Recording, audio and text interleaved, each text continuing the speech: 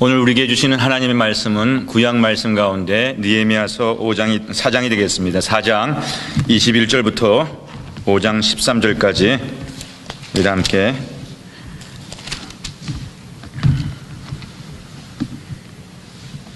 느헤미야서 4장 21절로부터 5장 13절까지의 구약의 말씀입니다. 주신 말씀을 함께 받들어 읽겠습니다. 우리가 이같이 역사하는데 무리의 절반은 등뜰부터 벼지 날기까지 창을 잡았었으며, 그때 내가 또 백성에게 고하기를 사람마다 그 종자와 함께 예루살렘 안에서 잘지니 밤에는 우리를 위하여 파수하겠고 낮에는 역사하리라 하고, 내나 내 형제들이나 종자들이나 나를 쫓아 파수하는 사람들이나 다 그 옷을 벗지 아니하였으며 물을 길러 갈 때에도 기계를 잡았었느니라. 때에 백성이 그 아내와 함께 크게 부르짖어 그 형제 유다 사람을 원망하는데, 혹은 말하기를 우리와 우리 자녀가 많으니 곡식을 얻어 먹고 살아야 하겠다 하고, 혹은 말하기를 우리의 밭과 포도원과 집이라도 전당 잡히고 이 흉년을 위하여 곡식을 얻자 하고, 혹은 말하기를 우리는 밭과 포도원으로 돈을 빚어내어 세금을 바쳤도다. 우리 육체도 우리 형제의 육체와 같고 우리 자녀도 저희 자녀 같거늘 이제 우리 자녀를 종으로 파는도다. 우리 딸 중에 벌써 종된 자가 있으나 우리의 밭과 포도원이 이미 남의 것이 되었으니 속량할 힘이 없도다. 내가 백성의 부르짖음과 이런 말을 듣고 크게 노하여 중심에 계획하고 귀인과 민장을 꾸짖어 이르기를 너희가 각기 형제에게 취리를 하는도다 하고, 대회를 열고 저희를 쳐서 이르기를 우리는 이방인의 손에 팔린 우리 형제 유다 사람들을 우리의 힘을 다하여 속량하였거늘 너희는 너희 형제를 팔고자 하느냐, 더구나 우리의 손에 팔리게 하겠느냐 하매, 저희가 잠잠하여 말이 없기로 내가 또 이르기를 너희의 소위가 좋지 못하도다. 우리 대적 이방 사람의 비방을 생각하고 우리 하나님을 경외하며 행할 것이 아니냐. 나와 내 형제와 종자들도 역시 돈과 곡식을 백성에게 취하여 주나니 우리가 그 이식 받기를 그치자. 그런즉 너희는 오늘이라도 그 밭과 포도원과 감람원과 집이며 취한 바 돈이나 곡식이나 새 포도주나 기름의 백분지를 돌려보내라 하였더니, 저희가 말하기를 우리가 당신의 말씀대로 행하여 돌려보내고 아무것도 요구하지 아니하리이다 하기로, 내가 제사장들을 불러 저희에게 그 말대로 행하리라 맹세를 시키게 하고, 내가 옷자락을 떨치며 이르기를 이 말대로 행치 아니하는 자는 하나님이 또한 이와 같이 그 집과 산업에서 떨치실지니 저는 곧 이렇게 떨쳐져 빌지로다 하며, 회중이 다 아멘하고 여호와를 찬송하고 백성들이 그 말한 대로 행하였느니라. 아멘. 오늘도 한 주간 만에 만나는 우리 가족들 진심으로 한번 이렇게 안부도 묻고 인사를 나누고 하나님의 말씀을 받았으면 좋겠습니다. 오늘은 이렇게 인사를 하시고 다들 자리에서 한번 일어나 보시고요. 한 집사님 자리에 계시고요. 다들 자리에 일어나셔서 골고루, 특별히 우리 오 집사님 새로 우리 교회에 방문하셨는데요. 골고루 다 이렇게 인사는 생일 축하합니다. 우리 권사님 무슨 인사가 그래? 생일 축하합니다. 근데 인사는 생일은 왜 축하하는지 알고들 인사하셨습니까? 우리 교회를 섬기는 가족들은 교회의 세 가지 생일을 분명히 알아야 됩니다.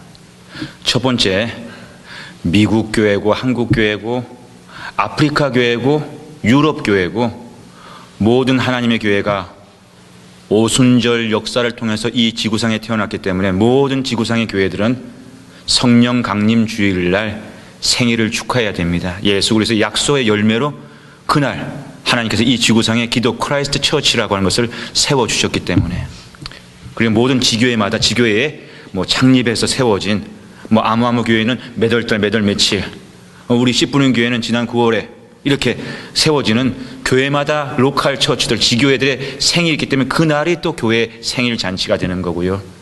오늘은 세 번째 우리의 생일, 여러분 기억하실 거예요. 우리가 구교다, 신교다, 신구교라고 하는 이런 표현들을 들어오셨을 것입니다. 로만 캐톨릭 처치 구교라고 그러고요. 프로테스탄트 처치 신교라고 합니다. 개신교회라고 하지요.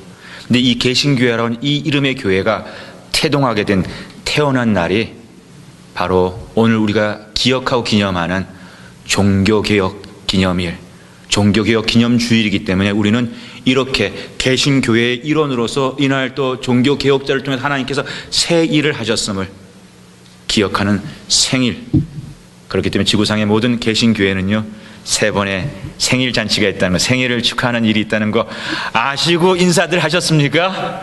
오늘 우리가 종교개혁 기념주일을 기억하면 개신교회 프로테스탄트 전치가 오늘 이렇게 태어났구나 라고 하는 감사의 인사를 나눴던 것입니다. 10월 31일 미국 사람들한테는 할로윈이라고 하는 그 날 이상 이하도 없지요. 예수 믿는 사람들에게는 이 날이 할로윈 컬처일 뿐만 아니라 이 날이 바로 종교 개혁의 참으로 거룩한 의미의 한 날이라고 하는 것을 우리는 놓치지 말아야 되겠습니다. 독일 비텐베르크에서 신학을 가르치는 무명의 신학자가 있었습니다. 그의 마음속에 교회가 오늘 보이는 이런 모습들은 하나님이 과연 기뻐하실까라고 하는 진지한 고민이 있었고요. 그 당시의 관행이 그랬습니다. 학자들이 학문적인 문제 제기를 할 때는 해당 교구 성당의 대문 앞에다가 자신의 논문이라고 할까요? 문제 제기의 그 글을 거기에 붙임으로써 그 논쟁을 신학적으로 시작하는 것이 당시 중세의 독일의 관행이었고요. 루터는 그와 같은 마음으로 95개의 항목을 적어서 이런 부분에 있어서 우리 교회가 점검할 필요가 있지 않겠는가라고 하는 학문적인 그 논의를 비텐베르크라고 하는 아주 큰 도시가 아니에요. 독일의 신성로마 제국에 아주 영향력 있는 큰 교구가 있었던 그런 곳이 아니라 작은 목양지의 그 성당에다가 붙임으로써 시작되었던 이후의 역사가 기억하는 종교개혁은 바로 그렇게 시작되었던 것입니다. 중세에서 근세로 넘어가는 역사의 한 획을 긋는 사건이었고요. 그리고 지금도 그것이 교회의 분열이다, 교회의 개혁이다라고 하는 구교와 신교의 새로운 역사를 만들어가는 대사건이 바로 그날 꽝꽝꽝 못을 박으면서 95 주문을 거기에 붙이게 되었던 사건을 통해서 비롯하게 되었습니다. 오늘 우리는 종교개혁을 기념하는 그런 의미에서 루터가 작곡하고 루터가 작사한 내 주는 강한 성이요, 바로 그 주님은 나의 성이십니다 라고 하는 외로운 루터, 그러나 이 개혁을 완수해야 되는 루터가 불렀던 그 찬송을 종교 기념주의를 기억하면서 불렀던 이유도 여기에 있습니다. 루터를 포함해가지고 그렇게 망치질을 했던 그 95개의 조문을 통해서 시작된 논쟁이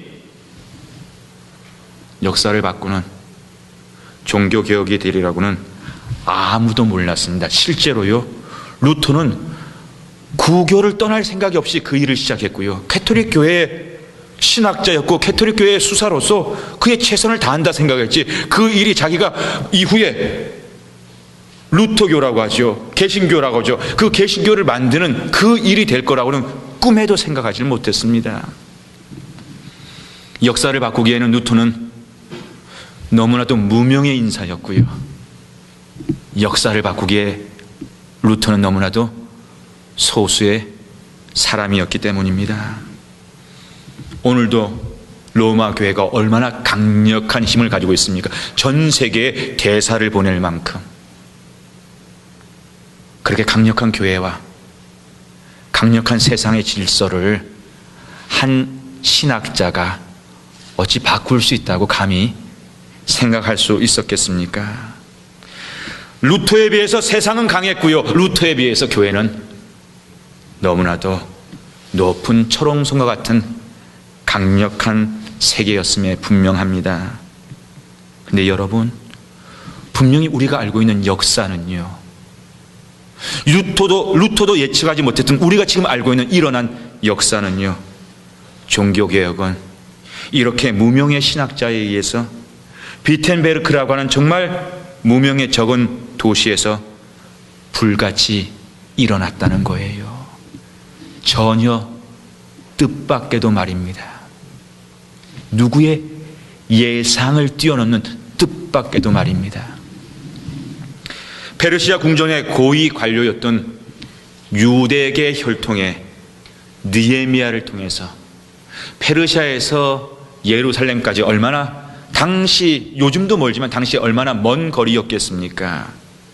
그런데 바로 페르시아 궁전에서 섬기고 있는 그 느헤미야를 통해서 그 멀리 예루살렘의 개혁, 무너진 하나님의 성벽 도성을 다시금 세워가는 그 개혁이, 재건운동이 일어나리라고 하는 것은 느헤미야도 예상치 못했던 뜻밖의 일, 뜻밖의 사건이었음을 우리는 느헤미야서 1장을 읽어가면서 알게 되는 것이지요.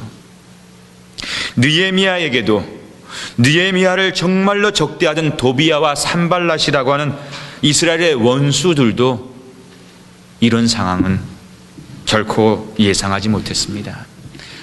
지난 시간에 말씀드렸듯이 느헤미야의 귀한 운동, 귀국 운동이 처음 있었던 일이 아니에요. 바벨론에 의해서 유대 나라가 무너져 내린 다음에, 망한 다음에 오랜 세월 후에 하나님께서 은혜 주셔가지고 이스라엘의 1차 귀국 운동, 귀환 운동이 있었고요, 2차 귀국 귀환 운동이 있었고, 느헤미야의 이 팀들은요, 기원전 444년 3차 귀환 운동의 무리들이었습니다. 이미 거룩한 열정을 가지고 조국을 찾아갔던 1차와 2차, 오히려 숫자도 더 많은 그 백성들이 예루살렘에 있었을 텐데, 왜 예루살렘을 다시 세우는 그 개혁의 그 위대한 가업을 예루살렘에서 찾으면 되지, 멀리 다시 페르시아에 있는 인사들을 통해서 이루어질 거라고 하는, 누가 예상하고 상상할 수 있었겠습니까? 오늘 여기서요, 우리는 한번 이런 진지한 관심을 물어볼 수 있었으면 좋겠습니다. 루터의 종교개혁도 뜻밖의, 예상밖의, 느헤미야의 개혁운동도, 성을 다시 짓는, 예루살렘을 다시 이렇게 세우는 그 놀라운 사명도 전혀 뜻밖의 시간에, 전혀 뜻밖의 장소에, 전혀 뜻밖의 사람을 통해서 이루어졌다는 이 성경의 말씀이, 이 교회사의 역사가 오늘 우리에게 주려고 하는 메시지가 무엇일까라고 하는 물음입니다. 하나님의 역사는요, 예상대로도 이루어질 수 있지만 예상할 수 없는 그 미미한 사람들, 전혀 예상할 수 없는 그 미미한 무리들, 전혀 예상할 수 없는 그 장소와 그 미미한 시간을 통해서도 일어날 수 있는 것이 하나님의 위대함이라고 하는 것을 오늘 저와 여러분이 다시 한번 곰곰이 기억하고 믿을 수 있기를 주님의 이름으로 축복합니다.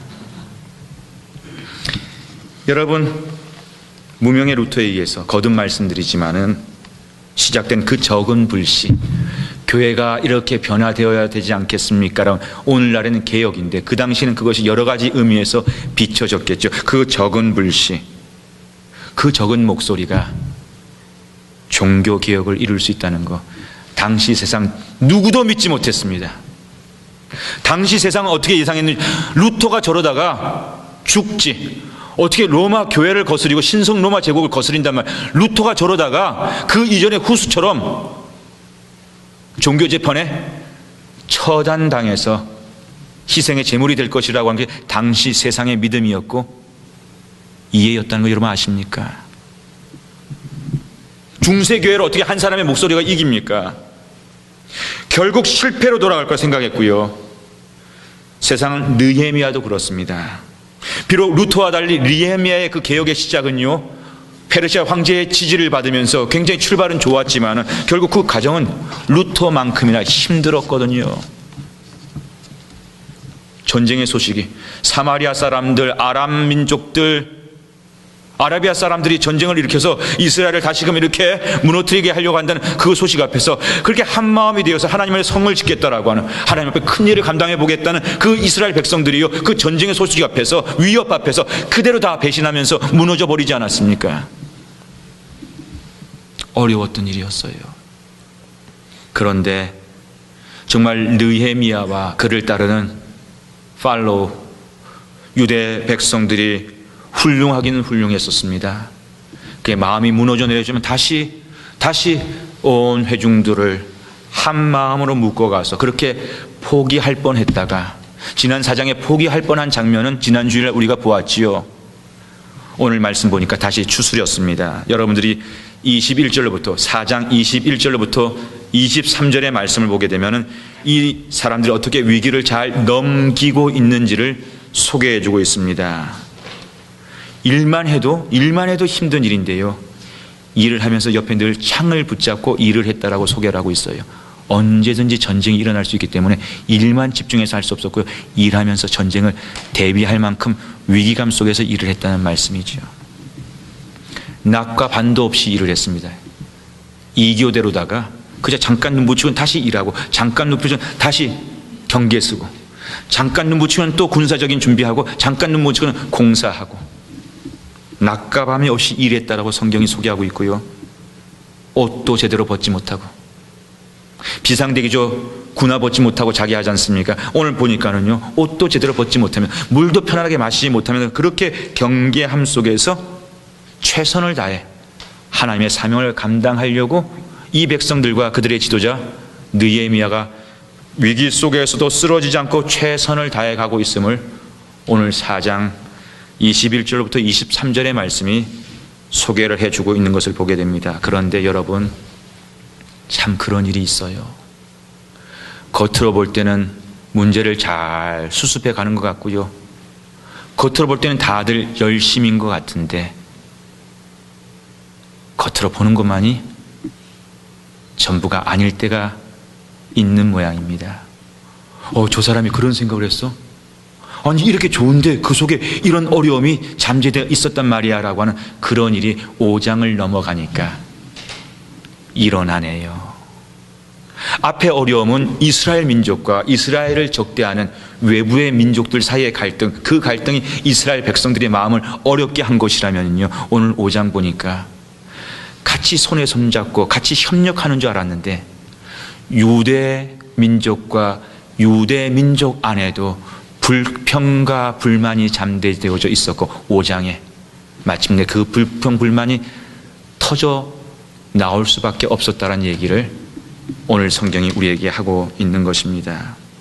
깜짝 놀랐어요. 아니, 하나님의 성을 짓는다고 같이 온갖 희생을 대했던, 오른손과 왼손을 잡았던 이 사람들 사이에서 그런 섭섭한 마음이 컸구나라고 하는 것을 성경이 소개를 해주고 있습니다. 잘 사는 계층의 사람들과 못 사는 계층의 사람들, 같은 유대인인데 그 두 계층 간에 깊이 반목했던 그 갈등이 터져 나온 거예요. 너무 이자를 크게 받아가지고 이제 우리는 더 이상 살 길이 없습니다라고 가난한 자들의 목소리와, 그 응당 쥐들이 사인해가지고 그렇게 빌려간 돈을 갖다 왜 갚지 않느냐라고 하는 이와 같은 경제적인 불평등에, 그런 가진 자와 가지지 못한 자의 갈등이 일어나게 된 것이죠. 함께 하나님의 성을 짓는다고 하면서 이런 일이 일어나면, 여러분, 이거 성을 짓자는 말입니까? 짓지 말자는 말입니까? 이렇게 한 팀인 줄 알았는데 한 팀 안에서 서로 이렇게 마음이 다르면은 지을 수 있겠습니까? 지어도 그것이 하나님의 성이 될 수 있겠습니까? 오늘 이 일에 대해서 소개하는 느헤미야서 5장 1절 말씀과 6절 말씀을 이런 배경에서 저희가 다시 한번 읽어보겠습니다. 1절과 6절 말씀 함께 읽어보지요. 때에 백성이 그 아내와 함께 크게 부르짖어 그 형제 유다 사람을 원망하는데, 6절입니다. 내가 백성의 부르짖음과 이런 말을 듣고 크게 노하여. 느헤미야도 화가 났어요. 불의에 대한 화가 날 뿐만 아니라 이런 상황에 내몰리는 자신에게도 화가 났을지 모를 거예요. 상상을 해보시죠. 여러분이 만약에 오늘 이러한 역사적인 배경 속에 있는 리더 느헤미야라고 했었을 때, 이런 상황에 내몰리는 여러분들이 주인공이라고 했었을 때 여러분이라면 어떤 태도를 취하셨겠어요? 하나님 믿으니까 하나님 믿음으로 이거 잘 이겨내야지. 이게 그렇게 쉽게 나올 수 있었겠습니까? 저는 이런 생각을 해봅니다. 사람들이 싫어질 거예요. 여기까지 이렇게 같이 해왔는데 또 조금 서로가 힘들다고 또 자기의 이해관계를 드러내는 사람들이 미워질 것 같아요. 이런 상황에 내몰리는 이 주인공 느헤미야를 우리가 한번 상상해, 내가 이 상황에 들어간다면 해도 어쩌면 하나님을 같이 하는 이게 왜 안 보여? 그런데 아직도 자기 욕심 가지고 조금 덜 먹으면 어떻고 더 먹으면 어떤가? 나쁜 놈들이, 원수들이 적다는 건 좋지만 우리 안에서 그 이문을 더 받으려고 하는 그 놈도 믿고, 그것 때문에 힘들다고 못하겠다고 포기하려고 하는 그 놈도 미워질지 모를 것 같아요. 외로울 것 같아요. 하나님 외롭습니다. 내가 왜 이런 페르시아의 그 좋은 거 다 주님 위해서 버리고 왔는데 내가 왜 이런 대접을 받아야 됩니까? 라고 하는 그런 마음도 들었을 것 같아요. 그런데 여러분, 중요한 것은요, 느헤미야가 이 외로움을, 이 힘든 거를 이겨냈다는 사실입니다. 하나님의 뜻이라면 하나님, 이 길을 끝까지 가서 이 임무를 완수하게 하옵소서라고 하는 믿음으로, 흔히 요즘 젊은 사람들이 얘기하는, 여기는 아마 우리 다수는요, 이런 상황에 내몰리면은 알았다, 니들이 잘 살아라, 포기할 거야. 멘탈 붕괴 상태에 스스로가 포기해버리고 말지 않겠습니까? 너무 힘드니까. 느헤미야는 그 무너진 마음을 지켜낼 수 있었다는 사실, 오늘 이 말씀을 통해서 우리가 들어야 될 거는요, 무엇이 저로 저의 마음을, 믿음을 하나님 지키게 하였습니까? 라고 하는 것이 오늘 우리가 들어야 될 하나님의 음성이 되는 것이지요. 지난주가 갑자기 날씨가 추워지니까 오집사님, 집사님 애는 건강은 괜찮습니까? 예, 나리가 이렇게 갑자기 추워지면 이 환절기에 먼저 아이들부터, 이렇게 아이들이 아무래도 약하니까 감기가 걸리기 하는데, 우리 집엔 큰애가, 재영이가 감기가 와가지고 콜록콜록 해가지고 좀 애를 먹었어요, 주초에. 그런데 엄마가 잘 관리해줘가지고 이제 많이 좋아져서 오늘 주일 예배를 지킬 수 있었고요. 잘 관리해주는 엄마는 애한테 감기가 옮겨가지고 또 주중에 며칠 아주 콜록콜록 하면서 하고요. 제가 조금 지금 이상하려고 그래 지금 정신을 바짝 차리고 있습니다. 감기라고 하는 게 전염성이 있는데, 감기의 한 예를 들어볼까요? 감기를 통해서 보면 우리가 건강하다고 하는 것이 키가 크고 작고의 문제가 아니라고 하는 것을 생각해 보게 돼요. 건강하다는 것이 근육이 울퉁불퉁한 거랑은 별개의 건강, 감기를 볼 때 건강하다고 하는 것은요, 내 면역계통이 건강한 것이 건강한 것이구나라고 하는 것을, 감기 얘기를, 우리가 면역이 약해져 있을 때는 오고 가는 감기 다 걸립니다. 근데 우리가 면역이 건강할 때는요, 큰 독감이 돈다고 해도 우리가 감기를 잘 이겨낼 수 있는 것, 그런 면에서는 건강이, 내 면역이 건강한 것이 건강한 것이라고 하는 것을 우리가 절감할 때가 있습니다. 여러분, 종교개혁자 루터와 개혁자 느헤미야 사이에, 이 두 사람 사이에, 한 분은 기원전 444년에 교회를 섬겼고요, 한 분은 1517년에 교회를 섬겼던, 간격이 커요. 근데 이 리더들, 이 개혁자들의 공통점 한 가지가 있다는 거 아십니까? 앞에서 저는 이런 설교를 시작했지요.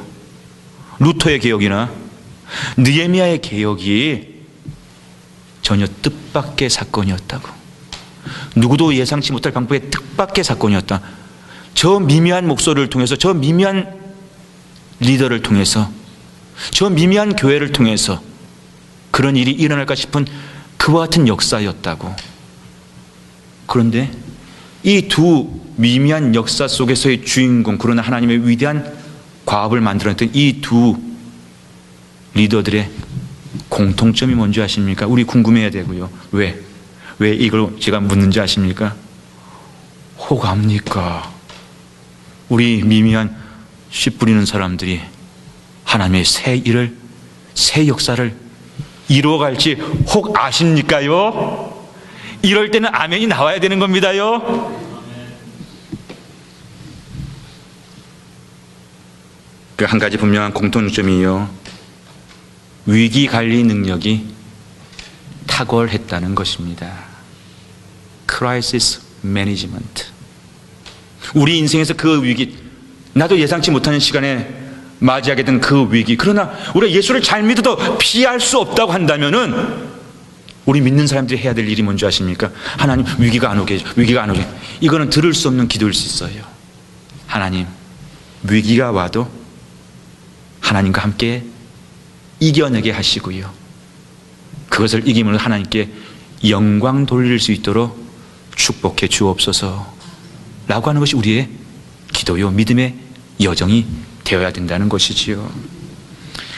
두 분은요, 그러면서 너무나도 큰 위기 앞에서 자신의 영혼을, 믿음을 잘 지켜갈 수 있는 위기 관리 능력에 탁월했기에 저들을 통해서 하나님의 역사가 끝까지 수행되어 줄 수 있었다는 것입니다.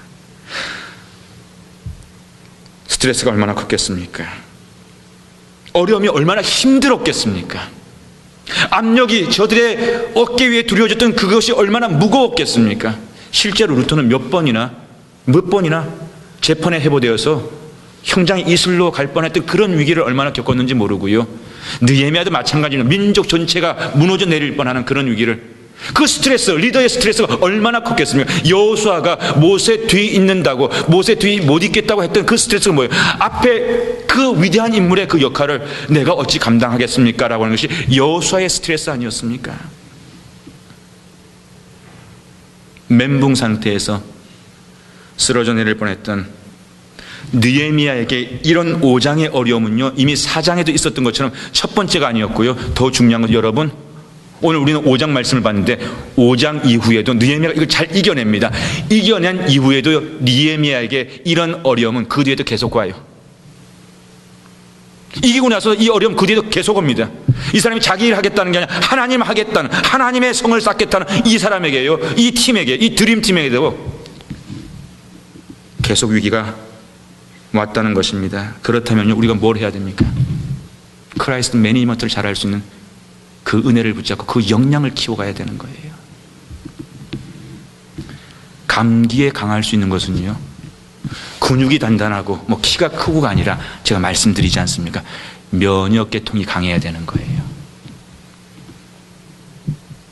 우리가 위기 앞에서 믿는 자로서 강하려면요, 우리의 믿음이라고 하는 면역계통이 든든해야지 우리는 우리의 달려갈 길을 끝까지 달려갈 수 있다는 것을 믿을 수 있기를 원합니다.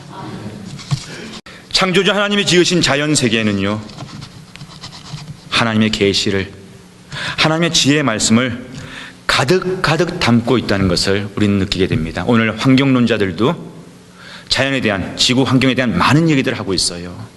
근데 여러분, 예수 믿는 사람들이 지구의 자연에 대해서, 환경에 대해서 가장 많이 말해야 된다는 거 아십니까? 왜? 이 지구를, 이 자연을 누가 만드셨어요? 창조주 하나님이 만드셨기 때문에 창조주 하나님의 만든 이 아름다운 세계의 질서를 가장 아끼고 가장 소중히 여겨야 될 사람은요, 세상의 환경론자들이 아닙니다. 예수 믿는 사람, 그것도 예수를 아주 지독하게 열심히 믿으려고 하는 사람들이 그런 면에서 이 자연에 주신 축복에 대해 누릴 줄도 알아야 되고 관심도 가져야 되는 게 옳아요, 맞아요. 앞으로 우리 씨 뿌리는 사람들은요, 씨 뿌리는 교회는요, 그런 면에서 하나님이 지신 이 자연 속에 얼마나 많은 하나님의 계시의 말씀이 있고 우리를 이렇게 도울 수 있는 지혜의 말씀이 더 많이 배울 거예요. 더 많이 깨달을 거예요. 더 많이 연결시킬 거예요. 자연 속에 구체적인 정원을 만들어가며 내 가정 속에 영혼의 정원, 믿음의 정원만이 아니라 진짜 정원을, 화초를 만져가면서 진짜 정원을 만들어가면서 우리는 하나님이 정말 아름다운 분이라고 하는 거 깨달아 갈 것입니다. 오 집사님은 기억 못하지만 오늘 처음 왔으니까, 근데 우리 가족들은 기억하지요. 열리지 나무의 비유를 통해서 자연에 있는 현상 그대로 전나무 숲에 그 자연에 있는 현상 그대로의 비유, 말씀을 통해서 하나님, 우리 씨 뿌리는 사람들이 전나무 숲 공동체를 만들어 갈 수 있도록 축복해 주옵소서.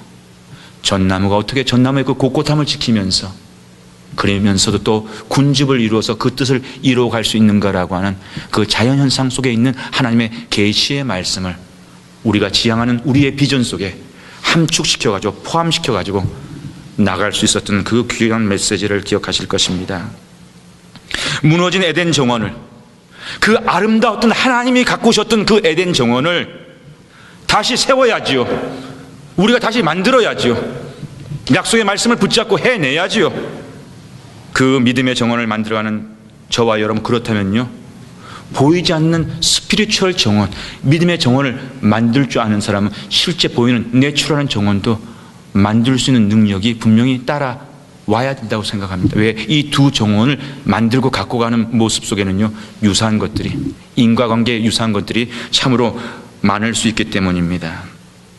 여러분, 찬송가 40장 기억하시죠? 이 찬송가 40장은요, 이런 면에서 유명해요.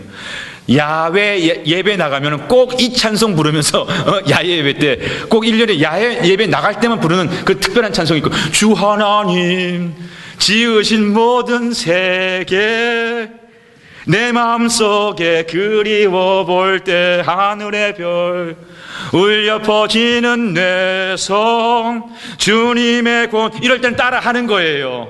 우주의 찬내 주님의 높고 위대하심을 내 영혼이 찬양하네. 주님의 높고 위대하심을 내 영혼이 찬양하네. 자연에 나가면 우리가 정말 감격스럽게 하나님이 지신 세계의 그 아름다운 위대함, 온 우주 만물 가운데 가득한 주님의 권능을 보면서, 그 놀라운 아름다움을 보면서 야유 예배 때마다 우리 한국 교인들이 늘 부르는 찬송을 제가 오늘 이 시간에 불렀습니다. 근데 한번 물어보지요. 이 찬송을 믿는다면요, 우주에 가득한 하나님의 권능과 하나님의 그 위대함을, 그 아름다움을 여러분들 믿는다면요, 이 찬송 1년에 한 번 불러가지고 되겠습니까? 자연 나가지고 한 번 부르는 게 말이 되는 거예요. 목사에게는 이런 욕심이 있습니다. 거룩한 욕심이 있어요. 하나님, 저와 우리 씨 뿌리는 가족들이요, 우주에 가득 찼다라는 주님의 이 놀라운 권능, 이 위대함을 매일매일 노래하게 하옵소서. 매일매일 찬송하게 하옵소서. 저는 이렇게 살고 싶어요. 여러분들이 저를 지금 어떻게 보는지는 제가 그 속속들이 다 모릅니다. 영안이 아직 그 정도로 깊지가 못한 모양이에요. 그러나 여러분, 저는 이렇게 살 거예요. 이렇게 살고 싶어요. 그리고 여러분의 리더가 이렇게 살기를 꿈꿀 때요, 우리 공동체는 어떠한 어려움이 있더라도요, 이렇게 아름다운 주님을 노래하면서 살아가는 멋진 공동체가 될 줄로 저는 믿습니다. 확신합니다. 아름다운 위대한 하나님의 그 정원을 만들어가면서 말이지요. 여러분, 지난 수요일 날 무슨 일이 있었는지 아십니까? 지난 수요일 날이요, 제 머릿속에 있는 그 무슨 일을 여러분들 어떻게 아시겠습니까? 지난 수요일 날 미국 장로교에서 가장 영향력이 크다라고 말하는 프린스턴 신학교에 새로운 총장님이 오신 취임 예배가 바로 이번 주, 지난주 수요일 날 10월 23일 날 있었습니다. 미국 장로교에 13개인가 많은 신학교가 있는데요, 프린스턴 신학교는 그 가운데 제가 나왔다고 자랑하는 건 아니지만은 자랑하는 거예요. 그 신학교가 탁월한 신학교임에, 가장 영향이 큰 신학교임에 분명합니다. 그 신학교에 새로 총장님이 오셨어요. 그 총장님은 다음 주에 우리 교회에 오시게 된 손대근 목사님과 같이 피츠버그 신학교에서 가르치던 교수님이십니다. 피츠버그에 계셨어요. 손대근 목사님과 같이 계셨어요. 손대근 목사님이 잘 아시는 분이세요. 근데 이번에 프린스턴 총장으로 7대 총장으로 오셔가지고 지난 수요일 날 총장 취임 예배 그리고 취임 설교를 지난 수요일 해서 제가 꼭 가기를 원했는데 일정이 맞지 못해서 가질 못했습니다. 그런데 그 취임 설교에 대한 보도가 나와서 그 글을 딱 열어보는 순간에요, 제게 무슨 생각이 들었는지, 이 총장님께서 내 설교 바뀌었나? 안 웃으시네. 이 총장님 내 설교 바뀌었는가 싶은 그런 생각이 제가 들었다니까는요. 무슨 얘기인가 오해 없이 들어주세요. 그날 크레이그 반스라고 하는 프린스턴 신학교의 새로 오신 7대 총장님께서 하셨던 그 설교, 그 취임 연설의 주제는요, Where Truth and Beauty Reunite. 다시 얘기해서 하나님 안에 있는 참된 진리라고 하는 것과 하나님 안에 있는 아름다움이라고 하는 것이 다시 만날 수 있는 그 자리는 무엇일까라고 하는 그런 주제의 말씀이었어요. 여러분, 아름다움에 대해서, 하나님의 아름다움에 대해서, 자연 속에 있는 이 아름다움을 왜 우리가 놓치고 누리지 못하고 살아갑니까? 라고 하는, 아름다운 정원 지읍시다라고 하는, 아름다움을 노래하고 아름다움을 가르치고 아름답게 이민여정 속에서 우리가 살 수 있습니다. 초라하게 산다라고 우리 스스로를 우리가 초라하게 만들지 마십시다라고 하는, 세상이 나를 아무리 초라하고 나는 초라하지 않습니다. 내 하나님의 아름다운 분이신가라고 하는 우리의 메시지와 우리의 가르침의 그 내용이 핵심 주제가 되어가지고 총장님께서 지난 수요일날 그 어드레스를 하셨어요. 여러분, 거기에서 핵심은 그렇습니다. 우리 장로교가, 개혁교회가 말씀에 대한 관심과 집중과 연구는 대단한데, 그러나 그 진리 안에 있는 그 말씀의 위대함이라고 하는 것이, 그 트루스라고 하는 것이 결국 우리 성도들, 믿는 사람들, 세상 속에 살아가는 교회들의 그 모습 속에서 하나님의 아름다움으로 리빌드, 드러나지 못한다면은 이것은 결국은 립 서비스, 그저 신학교 안에서 머리로다가 진리가 어떻다라고 하는 이거밖에 되지 못하는 거 아닌가. 그런 면에서 하나님의 진리와 하나님의 아름다움은 트윈 시스터스, 쌍둥이 자매와 같은 것. 그래서 이 아름다움이 진리 속에서 불불온할 수 있는 Behold, 말씀 안에 있는 진리의 이 능력이 우리 삶의 자리에서 아름다움으로 일어날 수, 이 두 가지를 함께 Behold, 붙잡아낼 수 있는 그 사역을 앞으로 프린스턴을 통해서 해가기를 원합니다라고 하는 것이 그분의 귀한 도전이었고요. 저는 그 설교를 보도로 들으면서 이번에 프린스턴에 좋은 총장님이 오셨구나라고 하는 확신을 가질 수 있어서 얼마나 감사했는지 모릅니다. 여러분, 시대 정신이라고 하는 것이 있습니다. 시대 정신이라고 하는 것이 마치 세상의 유행, 어느 때는 다 사람들이 다 히피처럼 해가지고 히피가 아니면은 하는 것처럼 그 유행이라고 하는 것, 그 시대마다 지금 보면 굉장히 유치해 보이는데 그 시대는 그것이 멋져 보이는, 그 시대마다 이렇게 그 유행이랑 패션 그런 거 있지. 요즘 남자들은 왜 다 이렇게 궁둥이를 다 이렇게 보면 창피스럽게 내놓고 나는지 모르겠고, 문신하는 것이 또 요즘은 다 유행이 돼가지고 타투다 이렇게 해가지고 이런 이것도 이제 시대가 지나면 다 촌스러워가지고 또 안 하는 날이 올 거라고요. 믿음의 세계와 정신 세계에서도요, 시대 정신이라고 하는 것이 있어요. 여러분, 감히 제가 확신하건대 현대 물질 문명 사회 속에서 테크놀로지로다 점점 우리가 그걸 누리면서도 황폐해져가는 이 시대 속에서 하나님의 시대 정신은요, 자연 속에 있는 하나님의 그 계시의 은혜와 능력을 통해서 우리가 다시 한번 따뜻해지기를 원하는 그것이 이 시대의 시대 정신일 수 있어요. 그래서 프린스턴 총장도 뷰리를 얘기하고요, 이승준 목사도 자연 속에 있는 하나님 음성을 들읍시다. 자연 속에 있는 소중한 이 음성을 들어 하나님의 정원을 만들어 갑시다라고 하는 이런 메시지를 주시는 거예요. 이런 메시지를 선포하게 하시는 거예요. 좋은 정원사가 되는 것은요, 추상적인 것이 아닙니다. 저는 앞으로 실제적으로 우리 씨 뿌리는 가족들이요, 믿음의 정원을 만든다. 믿음의 정원만 얘기하는 것이 아니라 믿음의 정원을 만들어가는 우리가 실제 우리 삶의 자리에서 화초 하나도 직접 가꾸어 보면서 우리 자녀들과 함께 하나님의 생명의 신비를 가정 안에서 화분 하나에 있는 화초 하나도 그 아름다운 정원일 수 있고요. 그와 같은 모습으로 이 귀한 것들을 나눠갈 수 있는 그런 정원들을 만들어 가기를 원합니다. 그러기 위해서 정원사가 되는 데 있어서요, 좋은 정원을 이루기 위해서는 정원사가 있어야 되고, 좋은 정원사가 되는 길에는 여러 가지를 말씀드렸는데, 오늘은 지난 시간에 의해서 계속해서 좋은 정원사가 되기 위해서, 좋은 리더가 되기 위한 느헤미야와 루터처럼 병해충 종합 관리를 잘해야 되는 거예요. 위기 관리를 잘할 수 있는 리더가 귀한 리더, 귀한 성도인 것과 같은 이치입니다. 어떻게 하면 그 위기 관리, 병해충 종합 관리를 잘할 수 있는 것인가? 오늘 우리가 실제 자연의 정원을 이렇게 만들어간다. 이 6가지를 다시 한번 잘 정리해 볼 수 있었으면 좋겠습니다.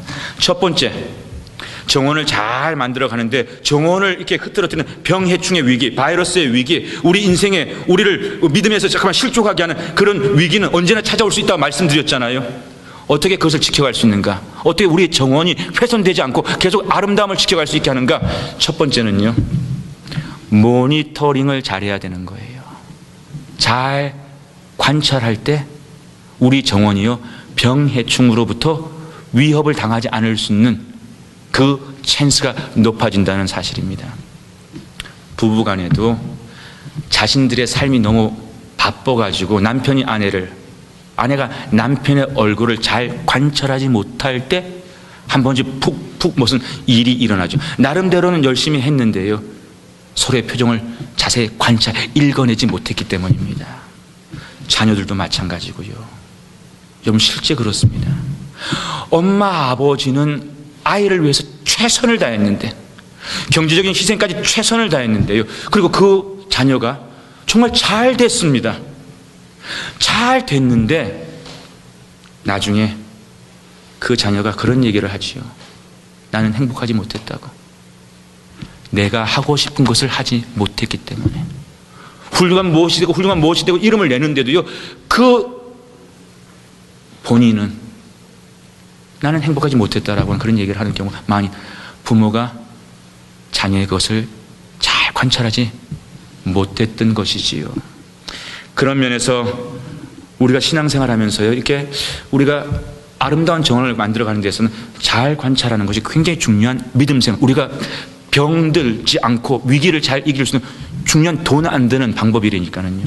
가정을 지키고 내 영혼을 지키고 교회를 지키는 방법에 있어서 우리 성도들도 일주일에 한 번씩 이렇게 만날 때마다, 앞으로는 더 자주 만나야 되겠지만, 보는 거예요. 잘 이렇게 애정어린 눈으로 이렇게 관찰하게 되면은, 우리 저 집사님이, 저 권사님이, 저 성도님께서 조금 오늘은 좀 피곤해 한 주간이 좀 힘들었는가? 오늘 굉장히 좋아 보이시네라고 관심 가지고 보면은요, 보여요. 그리고 그런 것을, 집사님 힘드셨어요? 집사님 좋은 일이 있으세요? 라고 하면서 이렇게 할 때 우리가 그런 마음들을 잘 이렇게 고도가면서 실족하지 않을 수 있는 건강한 플랜트로, 건강한 영혼으로 우리가 함께 정원을 지켜갈 수 있다는 말씀입니다. 그래서 그 모니터링이 참 중요하다는 거예요. 두 번째 뭐가 중요한지 아십니까? cultural control이라고 하는 것인데요, 이 cultural control이라고 하는 것은 쉽게 얘기하면 문화적인 소양이 있어야 된다는 거예요. 무슨 문화? 정원을 가꾼다고 하면서요, 이 꽃은요 물을 많이 필요한 꽃일 수 있어요. 저 꽃은 물을 적게 필요한 꽃일 수 있어요. 이 꽃은요 햇빛을 많이 필요한 꽃일 수 있고요, 이 꽃은 햇빛을 적게 필요한 꽃일 수 있어요. 꽃마다 자기 특징이 있단 말입니다. 그리고 어떤 꽃은요 산도가 많은 흙을 원하고, 어떤 꽃은 알칼리를 많이 원하는 꽃이 있다는 거예요. 그런데 이건 알아야 되는 거예요. 이 컬처럴한, 이 나무의 특성과 이 토질의 특성과 이것을 잘 매치할 때 이 꽃이 잘 건강하게 크면서 병해충에도 잘 이길 수 있는 그런 능력을 배양하게 되는데, 나는 사랑이 많아, 나는 그냥 물을 열심히 주면 꽃이 잘 자란다고 해가지고 물을 별로 원치 않는 나무에게 그걸 몰라서 무지해서 무관심해가지고 물을 막 주는 거예요. 컬처럴한 것을 갖다, 문화적인 배경을 갖다 무지했기 때문에 오히려 그 나무를, 그 꽃을 힘들게 죽게 만드는 실수가 또한 있을 수 있다는 것이, 이게 우리 영적으로 어떻게 적용되는지 아십니까? 은사 개발이에요. 은사에 적절한 것을 잘 맞춰가는 거예요. 하나님은 우리 모두를 갖다가 단점도 있고 장점도 있게 하셨습니다. 이 가운데 계신 분들 가운데요, 장점만 있고 난 단점 없다는 분 한번 손들어 보여주세요. 다 동의하시는 거죠? 자, 이 자리에 계신 분 가운데, 목사님, 전 아무리 생각해봐도 장점은 하나도 없고 단점밖에 없어요 라고 생각하시는 분 손들어 봐주세요. 약간 손을 들려고 하다 손을 내리는 사람이 있는 것 같으네. 세상에요, 모든 사람에게 장점도 있고 단점도 있습니다. 그리고 우리 하나님의 놀라운 은사가 뭔지 아세요? 하나님은 우리의 단점보다 장점을 통해서 하나님의 일을 하게 하신다라고 하는 사실이에요. 훌륭한 리더, 훌륭한 교회, 그런 장점 어린 은사를 잘 격리하고 개발해가지고 안 되는 것을 굳이 하겠다고 해가지고 부른 사람들이고, 본인도 힘든 것보다는요, 이렇게 하면 할수록 참 재미있고 즐겁고 감사한, 그렇게 하나님을 섬겨가는 것, 그것이 우리가 시험에 덜 들 수 있는 건강한 정원을 만들어갈 수 있는 또 다른 비밀이라는 것입니다. 여러분 가운데서도 그런 실수와 그런 어리석음을 계속 반복하는 분이 계실지 몰라요. 내 은사, 내 약점과 단점을 한번 보시고요, 가급적이면 그 장점, 은사를 가지고 가정에서도 교회에서도 일터에서 자기를 갖고 가게 되면 정말 더 건강한 정원사로서 내 정원을 만들어 갈 수 있게 될 것입니다. 세 번째로요, 어떻게 우리가 병해충에서 이 정원을 갖다 잘 지켜갈 수 있는가? 정원사가 알아야 돼요. 몰라서는 안 됩니다. 알아야 됩니다. 그건 뭐냐면 피지컬 컨트롤이라고 하는 것, 메커니컬 컨트롤이라고 하는 것인데, 쉽게 얘기하면은 벌레가 자꾸만 드는 데는요, 방충망 하나 쳐주면은 그 벌레에서 그 식물을 갖다 보호할 수 있는, 심플하게 방충망만 하나 해주면 되는 걸 갖다가, 그걸 뭐 머리로 생각하고 복잡 추상적인 게 아니라 그건 메커니컬한 컨트롤을 해주면 되는 거예요. 보호해주면 되는 거예요. 사슴이 자꾸만 와가지고 막 자꾸만 이렇게 한다면요, 펜스 하나 만들어주면 쉽게 어떤 저해하는 해로운 환경에서 그 식물을 지켜줄 수 있는 거, 그런 방법도 있다는 것입니다. 우리에게 어떻게 영적으로 적용할 수 있겠습니까? 주일날 예배 드릴 때 여러분, 피곤해서 오면은요, 졸 수 있는 확률은 굉장히 큽니다. 급한 마음에, 여유 없는 마음에 오게 되면요, 말씀은 은혜로 받기가 확률적으로 분명히 어려워지는 것은 믿음의 깊이에서, 이건 상식이에요. 내가 정말 주일날 말씀의 은혜를 사모한다, 그 환경을 만드세요. 펜스를 치세요. 망을 갖다 치시라고요. 벌레랑 이렇게 시험에 못 들어오도록.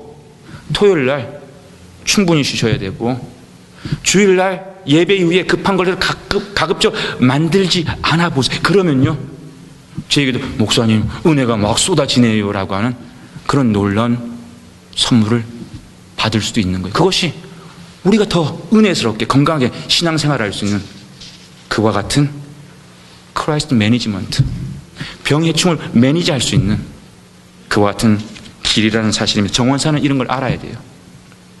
네 번째, 실제 정원을 가꾸면서 어떻게 이 위험 요소에서 이 정원을 지켜갈 수 있는가?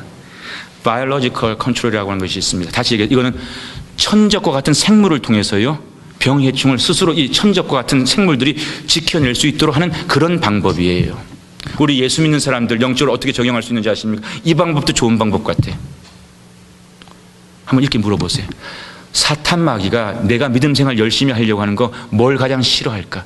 사탄 마귀가 싫어하는 거, 그거 열심히 하면 되고요. 사탄 마귀가 좋아하는 거, 그거 안 하려고 애를 쓰는 거, 그것이 천적을 통해서 우리를 지켜갈 수 있는 귀한 믿음의 지혜라고 설명드릴 수 있겠습니다.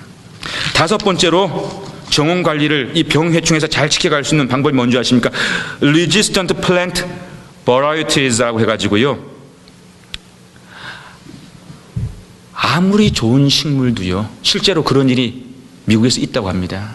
미국이 가로수가 스트리트 플랜트가 참 많지 않습니까? 그래 타운마다 이 사람들 정보가 있으니까는요, 이렇게 어느 이렇게 타운의 플랜트, 스트리트 플랜트 정원수를 갖다 심을 때 보면은요, 어떤 나무가 싸고 어떤 나무가 좋다라고 하는 그런 거에 인근에 있는 많은 타운들이요, 그런 나무를 확 심는 거예요. 획일적으로 한 나무를 확 심는 거예요.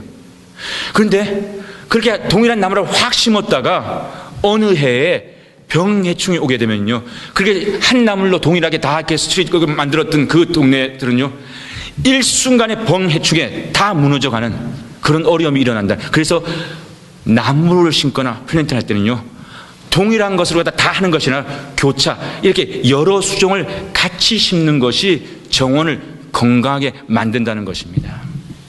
같은 학교 사람들로다가 이렇게 가득 채우고 같은 동양 사람 가득 채운다고 하는 것이 어떤 면에서는 건강하지 않을 수 있다라고 우리 인간 사이에 비유하고도 유사할 수 있는 거예요. 그리고 나무나 꽃의 수종 가운데 특별히 이 병해충에 아주 강한, 태어나기를 DNA적으로 강한 그런 식물이 있다는 거예요. 그런 식물들을 정원에 이렇게 적절하게 심으면 약한 식물까지도 그 식물과 함께 같이 있음으로써 건강하게 병해충을 이겨낼 수 있는 그런 방법으로 크라이시스를 갖다 매니지할 수 있는 것이 5번째 방법이라는 거예요. 우리에게 어떻게 적용할 수 있는지 아십니까?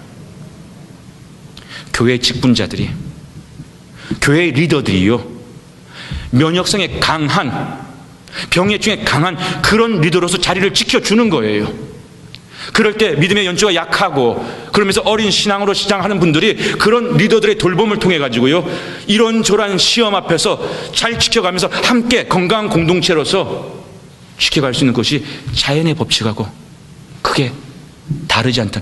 리더는 리더로서 단단하게 갈 수 있는 그런 리더들이 잘 준비되어 있는 공동체의 그런 면에서 건강함이 이렇게 영속되어지고 유지되어지면서 이게 아름다움을 지켜갈 수 있는 것이 같은 이치라고 말할 수 있겠습니다. 마지막 6번째 정원을 지켜가는 정원의 지혜가 뭔지 아십니까? 패스트사이드라고 해가지고요, 마지막에 최후로는요, 어떤 이 앞에 5가지 방법으로 안 되는 병해충에 대해서는 결국은 약을 치는 거예요. 최소한의 부작용을 줄이면서 결국 우리로 말하면 극약 처방이에요. 극약 처방. 그 영혼이 죽게 되었는데 점잖게 집사님 그러셔서는 안 됩니다.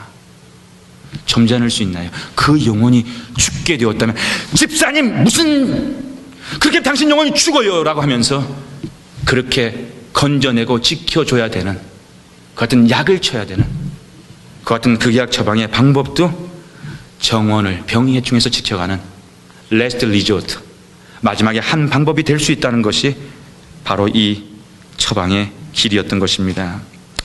여러분, 말씀의 결론을 맺겠습니다. 6가지 병해충 종합관리에 대한 그 지혜를 우리가 배우면서요, 병해충 종합관리의 이 목적이 뭔지 아십니까? 잘 들으세요. 좋은 정원사가 되기 위해서 이런 것을 배워야 되는데 이 6가지를 통해서 우리가 정원에서 이루려고 하는 것이요, 병해충이 100% 없는 절대 무해한 그런 정원을 만드는 것이 목표가, 왜? 그건 불가능한 것이니까. 여러분 아세요? 우리 몸에 이미 3kg에서 4kg, 우리 몸에서 3kg와 4kg 하면 꽤 많은 분량이에요. 우리 몸에 이미 3kg, 4kg, 미국으로 한 6.5파운드에서 한 9파운드 못 되는 정도의 그렇게 많은 바이러스가 이미 우리 몸에 있어가지고 이 바이러스는 끊임없이 우리를 갖다 이렇게 병들게 하려고 하는데 우리 몸의 이뮨 시스템, 면역계통이 지금도 싸우고 있어. 이 예배를 드리는 가운데도 여러분들을 건강하게 지키기 위해서는 우리 몸에 그 3kg, 4kg, 6.5파운드에서 9파운드 가까운 그 바이러스와 싸우는 일들이 지금 일어나고 있다니까요. 그럼 목사님, 우리가 손도 깨끗하게 씻고 막 그냥 오게닉으로만 먹고 해가지고 이 3, 4kg 이 많은 바이러스를 다 없애버려야 되는, 없앨 수가 없어요. 영원히 같이 가는 거예요. 그러나 우리 면역 시스템이 싸워서 이길 수 있게 하면은요, 우리는 건강하게 살 수 있는 거예요. 마찬가지로 박멸은 어렵습니다. 그러나 그것이 우리가 목표일 수도 없고요. 마치 목사님, 시험 근심이 전혀 없을 수 있도록, 시험에 전혀 나한테 위기가 오지 않도록, 이런 기도는요, 성경적인 기도가 못 되는 것이죠. 그러나 목사님, 저희로 하여금 우리 삶의 위기들을, 유혹들을, 어려움들을 잘 이겨내며 잘 관리할 수 있도록, 그것이 우리의 목표가 될 수 있도록 기도해 주세요 라고 하는 좋은 기도일 수 있다는 것입니다. 루터도요, 그런 기도로 해서 이겼고요, 느헤미야도 그런 기도로 해서 이겼기 때문입니다. 어느 목사님이 공개적인 강연 석상에서 이런 비화를 나누시더라고요. 저도 그 얘기 듣고 웃었습니다. 그리고 이것이 녹화가 되어서 이렇게 전 세계적으로 나가지만 이미 공개적으로 발표된 내용이기 때문에 저도 이름을 들어야지만 이 예화가 여러분들에게 설득력 있게 전달될 수 있을 것 같아서 실명을 이야기하면서 이 예화로 말씀을 마칠까 합니다. 서울의 사랑의 교회 아시지요? 그리고 돌아가신 옥하는 목사님 아시지요? 그분 밑에서 부목사로 이렇게 교회를 오랫동안 섬겼던, 그리고 지금 한국교회에서 굉장히 크게 일을 하고 계시는 목사님이 최근에 이런 어떤 큰 세미나의 자리에서 이런 얘기를 하시는 거예요. 옥하는 목사님이요, 하루는 부부싸움을 크게 하셔가지고 수요 예배, 부부싸움 크게 해가지고 수요 예배를 못 지켰다는 거예요. 웃잖아. 아니 무슨 목사님이 부부싸움을 해가지고 예배를 못 지킨대. 그것도 옥하는 목사님이 그랬대? 그런 일이 있었다는 거예요. 그러면서 이 강사 목사님이 그 얘기를 인용하면서 무슨 얘기를 하시려고 하는가? 여러분, 옥하는 목사님도 완벽하시지 못했습니다. 루터? 나중에 정치적으로 굉장히 비판 많이 받고 완벽하지 못한 분이세요. 느헤미야? 완벽하지 못했겠지요. 수제자 베드로를 보면 알 수 있잖아요. 믿음의 조상 아브라함을 알 수 있잖아요. 완벽하지 못한 인생이 저와 여러분이고요. 옥 목사님도, 이승준 목사도, 여러분도요. 아멘이 없으시네. 우리 모두는 완벽하지 못해요. 그러면서 남에게 완벽을 기대하는 것은 그건 욕심입니다. 그러나 오늘 이 분들이 거룩하게 하나님 앞에 쓰임 받을 수 있었다는 것은 우리가 다 알고 있잖아요. 그 비밀이 뭘까? 그거 하나 오늘 우리가 믿고 붙잡고 가면은요, 우리는 오늘 예배에 승리한 영혼들이 될 수 있어요. 완벽하지 못했지만 그들은 그들의 삶에 찾아온 위기를 정말로 잘 관리했습니다. 지혜롭게 이겨냈습니다. 아주 탁월하게. 어떻게? 하나님이 주신 비전이 맞습니까? 그러면 이 비전을 붙잡고 믿음으로 끝까지 갈 수 있도록 인도해 주옵소서라고 하는 그 비전에 대한 회의를 품지 않고요, 믿음으로 끝까지 갈 수 있었기 때문입니다. 앞으로도요, 자연을 통해서 하나님이 주시는 귀한 계시의 말씀들, 지혜를 우리 정원을 만들어가면서 더 여러분들에게 아낌없이 열심히 소개하려고 합니다. 그리고 하나님의 하시는 전혀 뜻밖의 역사가 우리 씨 뿌리는 사람들을 통해서 일어나지 말라는 법이 어디 있습니까? 우리를 통해 하나님의 그 놀라운 역사가 일어나지 말라는, 못하라는 법이 어디 있습니까? 저는 그렇게 믿어요. 그러려면 우리가 위기를 잘 관리해. 왜? 지금 통과하는 우리의 이 순서는 척박하고 어려울 때가 많으니까. 내 스스로가 그 비전을 잃어버리고 쓰러져 버린다면 그 다음에 다시 기회는 오기가 어려운, 위기 관리가 중요해요. 병해충에 대한 관리, IPM, Integrated Pest Management가 중요하다고요. 그와 같은 위기 관리를 통해서 저와 여러분의 믿음의 면역력이 더욱더 건강해지기를 주님의 이름으로 축복합니다.